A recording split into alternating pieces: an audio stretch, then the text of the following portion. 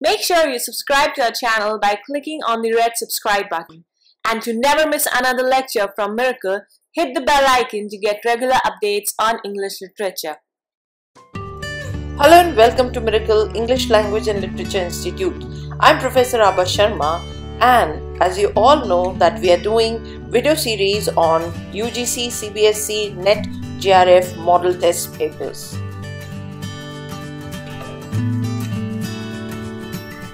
The NET and JRF exam takers, please do watch and try to solve these sample questions and listen to the discussion carefully to have a better understanding.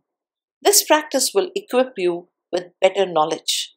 For real-time coaching and to shape your career before it is too late, please join Miracle at your earliest for sure success.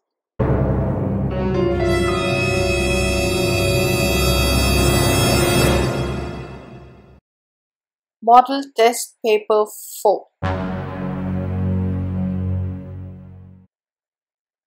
Now, in this paper, you have to identify the name of the novel from the beginning chapter. There are 10 names mentioned from which you have to choose 10 works asked in 10 questions. So, the 10 names are Cry the Peacock, written by Anita Desai, Wuthering Heights, Emily Bronte, To Kill a Mockingbird, Harper Lee, Middlemarch by George Eliot, Catcher in the Rye, J.D. Salinger, Gone with the Wind, Margaret Mitchell, The Color Purple, Alice Walker, David Copperfield, of course, Charles Dickens, Moll Flanders, Daniel Defoe, and Brave New World by Aldous Huxley. So our first novel is You Better Not Never Tell Nobody But God. It will kill your mammy. Dear God, I'm 14 years old. I have always been a good girl. Maybe you can give me a sign letting me know what is happening to me. Last spring, after little Lucius come, I heard them fussing. He was pulling on her arm. She say, it too soon. Fonso, I ain't well. Finally, he leave her alone. A week go by, he pulling on her arm again. She say, no, I ain't gonna. Can't you see I'm already half dead? And all of these children? Which novel is it? Can you guess? Yes, The Color Purple, which was written in 1982 as an epistolary novel by American author Alice Walker. And it also won the Pulitzer Prize for Fiction in 1983. Taking place mostly in rural Georgia, the story focuses on the life of African American women in the southern United States in the 1930s, addressing numerous issues including their exceedingly low position in American social culture. Question number 2. I have just returned from a visit to my landlord, the solitary neighbor that I shall be troubled with. This is certainly a beautiful country in all England. I do not believe that I could have fixed on a situation so completely removed from the stir of society. A perfect misanthropist, Heaven and Mr. Dash and I are such a suitable pair to divide the desolation between us. A capital fellow. He little imagined how my heart warmed towards him when I beheld his black eyes withdraw so suspiciously under their brows as I rode up, and when his fingers sheltered themselves with a jealous resolution still further in his waistcoat as I announced my name. Yes, I've disclosed Mr. Heathcliff, so you can well understand which novel is it. Yes, Wuthering Heights. It is her only novel, which was written between October 1845 and June 1846. It was published in 1847 under the pseudonym Ellis Bell. Bronte died the following year, aged 30. Wuthering Heights is now widely regarded as a classic of English literature. Contemporary reviews of the novel were deeply polarized. It was considered controversial because its depiction of mental and physical cruelty was unusually stark, and it challenged strict Victorian ideals of the day regarding religious hypocrisy, morality, social classes, and gender inequality.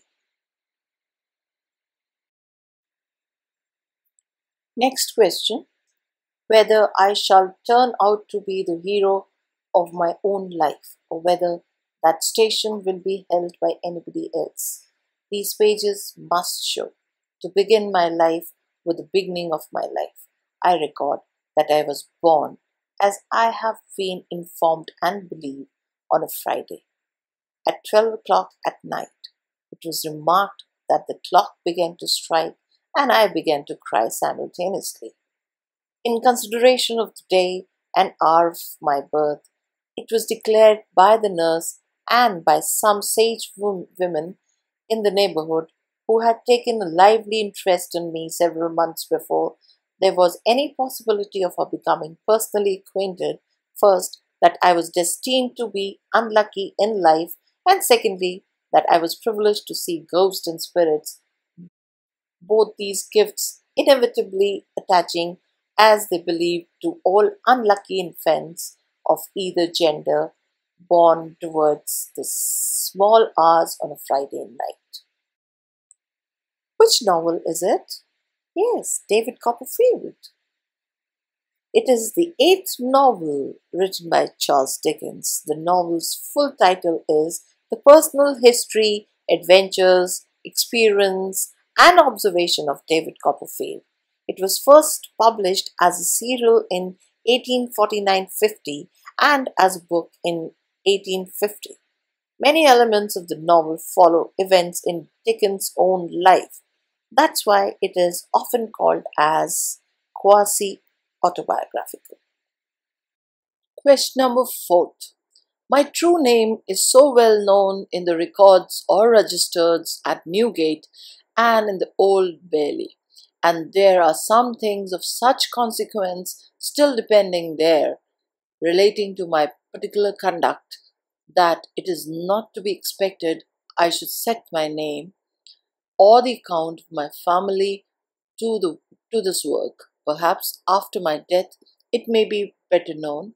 At present it would not be proper. No, not though a general pardon should be issued, even without exceptions, and reserve the persons or crimes.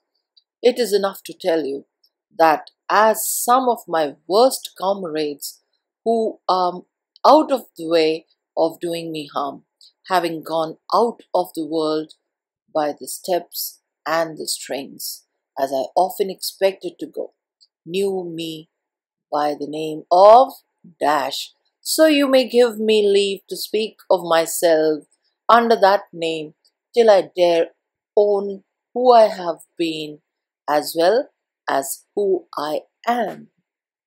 So the name now gets disclosed.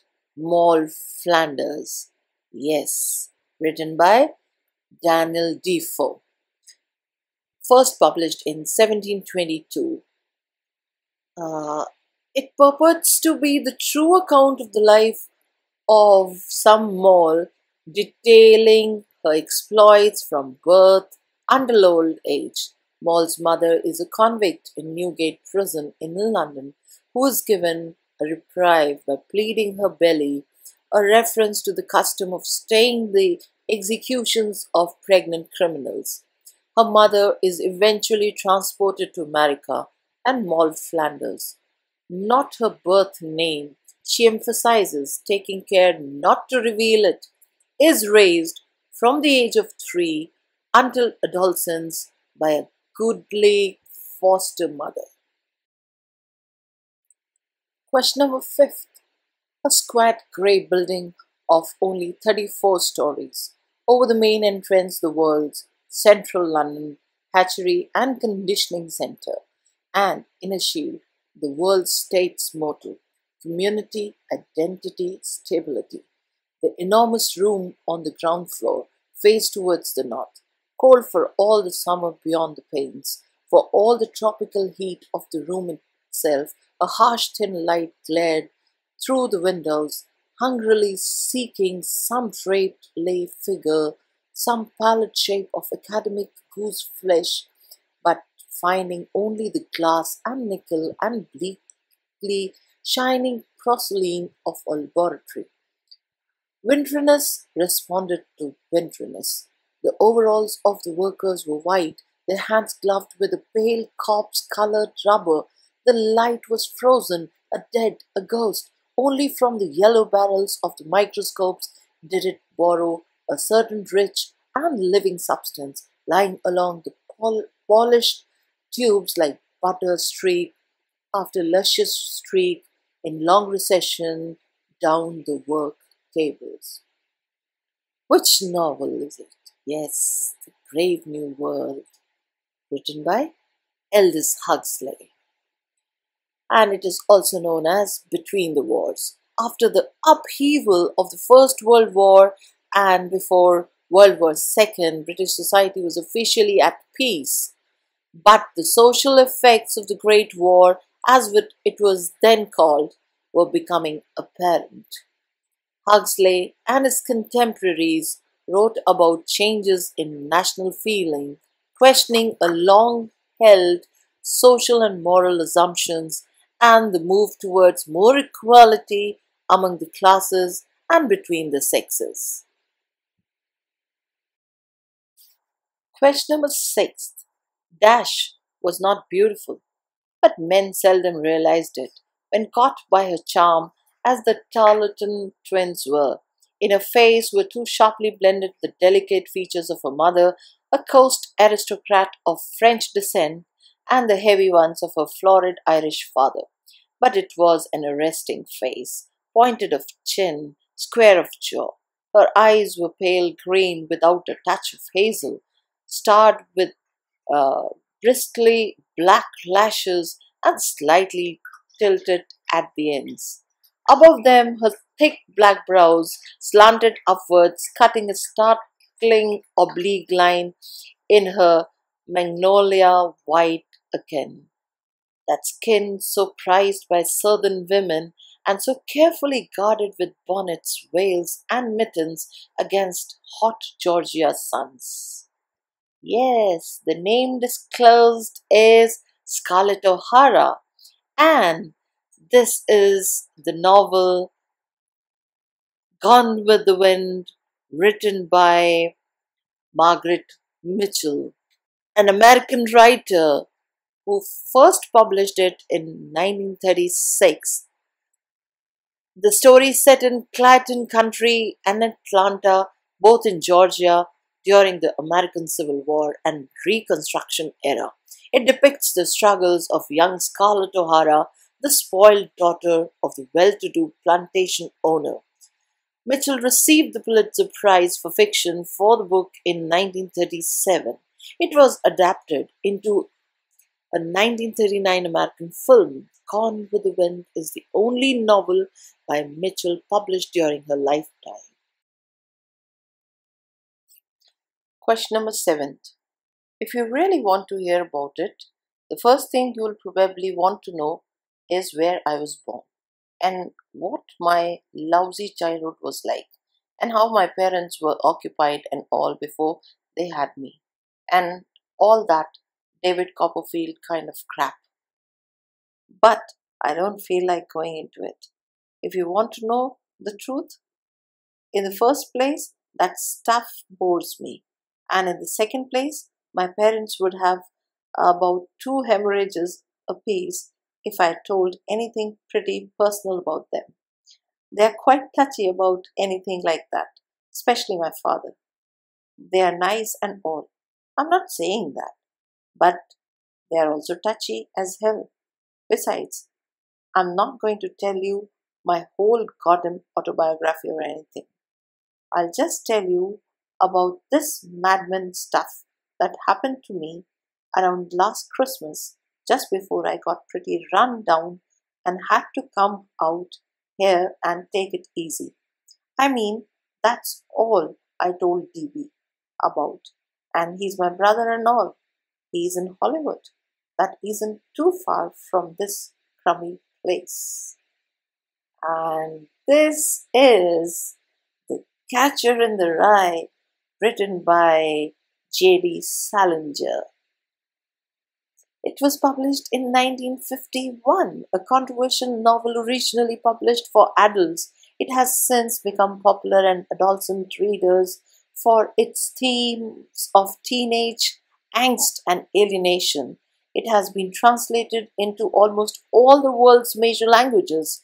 Holden Caulfield, a teenager from New York City, describes events that took place in December 1949 from an unspecified California institution 1 year later. Question number 8. All day the body lay rotting in the sun. It could not be moved onto the veranda, for in that April heat the reek of dead flesh was overpowering and would soon have penetrated the rooms. So she moved the little string bed on which it lay under the lime trees, where there was a cool, aqueous shade, saw its eyes open and staring still, screamed and rushed to the garden tap to wash the vision from her eyes, continued to cry and ran, defeated, into the house. The gardener came and drew its eyelids down with 2 horny thumbs, reflectively said, as when he laid a dead branch that he had to cut off on the compost heap, but he would not. Which book is it? This is by the Indian author Anita Desai, Cry the Peacock. In her first novel, Cry the Peacock, 1963, Anita Desai portrays the psychic tumult of a young and sensitive married girl, Maya, who's haunted by a childhood prophecy of a fatal disaster. She's the daughter of a rich advocate in Lucknow. Being alone in the family, her mother being dead and brother having gone to America to crave his own independent destiny, she gets the most of her father's affection and attention. When he was nearly 13, my brother Jem got his arm badly broken at the elbow. When it healed and Jem's fears of never being able to play football were assuaged, he was seldom self-conscious about his injury. His left arm was somewhat shorter than his right. When he stood or walked, the back of his hand was at right angles to his body, his thumb parallel to his thigh. He couldn't have cared less so long as he could pass and punt. When enough years had gone by to enable us to look back on them, we sometimes discuss the events leading to this accident. I maintain that the events started it all, but Jem, who was 4 years my senior, said it started long before that. He said it began the summer Dill came to us, when Dill first gave us the idea of making Boo Radley come out. Which book is it? Yes, this is Harper Lee's To Kill a Mockingbird, published in 1960. It was immediately successful, winning the Pulitzer Prize, and has become a classic of modern American literature. The plot and characters are loosely based on Lee's observations of her family, her neighbors, and an event that occurred near her hometown of Monroeville, Alabama, in 1936, when she was 10 years of age. Question number 10. Miss Brooke had that kind of beauty which seems to be thrown into relief by poor dress. Her hand and wrist were so finely formed that she could wear sleeves not less bare of style than those in which the Blessed Virgin appeared to Italian painters, and her profile as well as her stature and bearing seemed to gain the more dignity from her plain garments, which by the side of provincial fashion gave her the impressiveness of a fine quotation from the Bible or from one of her elder poets in a paragraph of today's newspaper. She was usually spoken of as being remarkably clever, but with the addition that her sister Celia had more common sense. Nevertheless, Celia wore scarcely more trimmings, and it was only to close observers that her dress differed from her sister's and had a shade of coquetry in its arrangements. For Miss Brooke's plain dressing was due to mixed conditions, in most of which her sister shared. Which book is this? And this is George Eliot's Middlemarch. A Study of Provincial Life is a novel by the English author, first published in 8 installments during 1871 to 72. The novel is set in the fictitious Midlands town of Middlemarch during 1829 to 32, and it comprises several distinct stories and a large cast of characters. Significant themes include the status of women, the nature of marriage, idealism, self-interest, religion, hypocrisy, political reform, and education.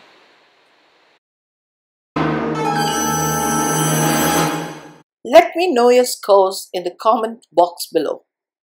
The sheer hard work put in to make these sample paper videos is a testimony of high-class dedicated coaching in our institute. That is Miracle. So join at your earliest, because dreams are realized and goals are conquered once in a lifetime. And consider this as a God-sent opportunity. Thank you so much.